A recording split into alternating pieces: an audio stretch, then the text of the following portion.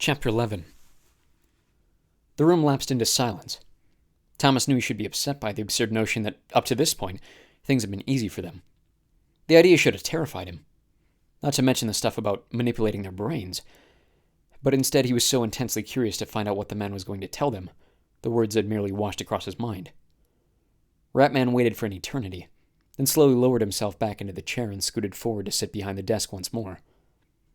You may think, or it may seem, that we're merely testing your ability to survive. On the surface, the maze trial could be mistakenly classified that way, but I assure you, this is not merely about survival and the will to live. That's only part of this experiment. The bigger picture is something you won't understand until the very end. Sun flares have ravaged many parts of the Earth. Also, a disease unlike any before known to man has been ravaging the Earth's people.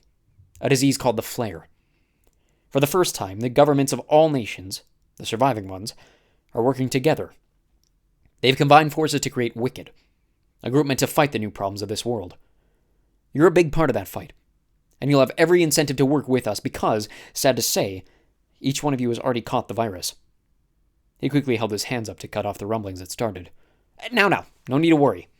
The flare takes a while to set in and show symptoms, but at the end of these trials, the cure will be your reward, and you'll never see the debilitating effects.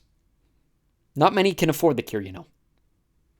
Thomas's hand instinctively went up to his throat, as if a soreness there were the first indicator that he caught the flare. He remembered all too well what the woman on the rescue bus had told him after the maze, about how the flare had destroyed your brain, slowly driving you insane and stripping you of the capacity to feel basic human emotions like compassion or empathy, about how it turned you into less than animal. He thought of the cranks he'd seen through the dorm window, and suddenly wanted to run to the bathroom and scrub his hands and mouth clean. The guy was right. They had all the incentive they needed to make it through to this next phase. But enough of this history lesson and time wasting, Ratman continued. We know you now. All of you. It doesn't matter what I say or what's behind the mission of Wicked. You'll all do whatever it takes. Of this we have no doubt. And by doing what we ask, you'll save yourselves by getting the very cure so many people desperately want. Thomas heard Minho groan next to him and worry about throwing another insult of his smart alecky remarks. Thomas shushed him before he could do it. Ratman looked down at the messy stack of papers lying in the open folder, picked up a loose piece of it, then turned it over, barely glancing at its contents. He cleared his throat. Phase 2. The Scorch Trials. It officially begins tomorrow morning at 6 o'clock. You'll enter this room, and in the wall behind me you'll find a flat trans. To your eyes, the flat trans will appear as a shimmering wall of gray. Each of you must step through it by 5 minutes after the hour. So again, it opens at 6 o'clock and closes 5 minutes after that. Do you understand? They all nodded in agreement. They stared at the Ratman transfixed, almost feeling like they were watching a recording, as if the stranger weren't really there. The other Gladers must have felt the same because no one answered this simple question. What was a flat trans anyway? I'm quite certain you'll all hear, Ratman said. Do you understand?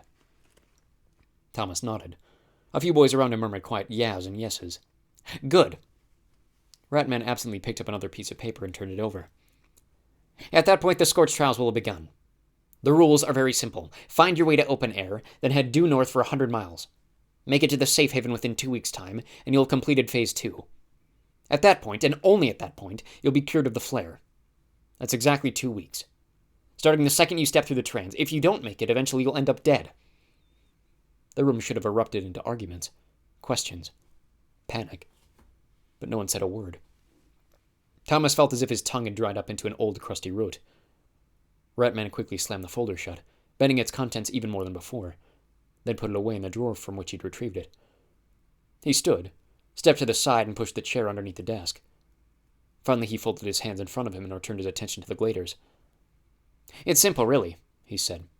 His tone so matter-of-fact, one would think he'd just given them instructions on how to turn the showers on in the bathroom.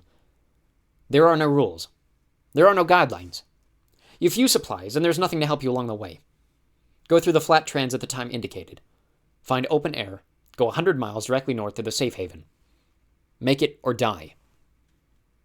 The last words seemed to finally snap everyone out of their stupor, all of them speaking up at once. What's a flat trans? How can we catch the flare? How long till we see symptoms? What's the end of the 100 miles? What happened to the dead bodies? Question after question. A chorus of them, all melding into one roar of confusion.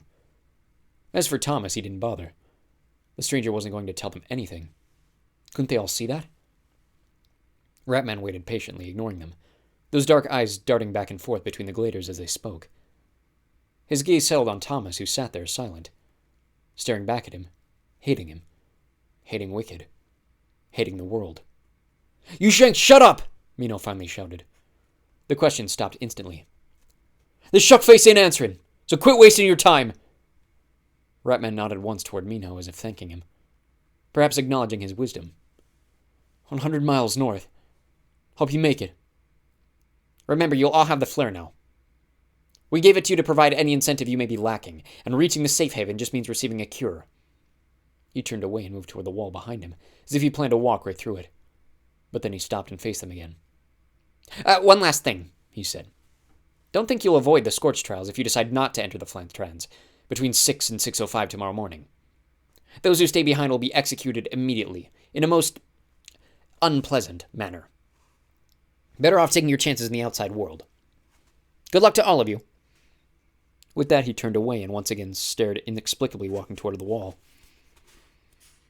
But before Thomas could see what happened, the invisible wall separating them started to fog up, whitening to an opaque blur in a matter of seconds. And then the whole thing disappeared, once again revealing the other side of the common area. Except there was no sign of the desk and its chair, and no sign of Ratman. Well, shuck me, Mino whispered next to Thomas.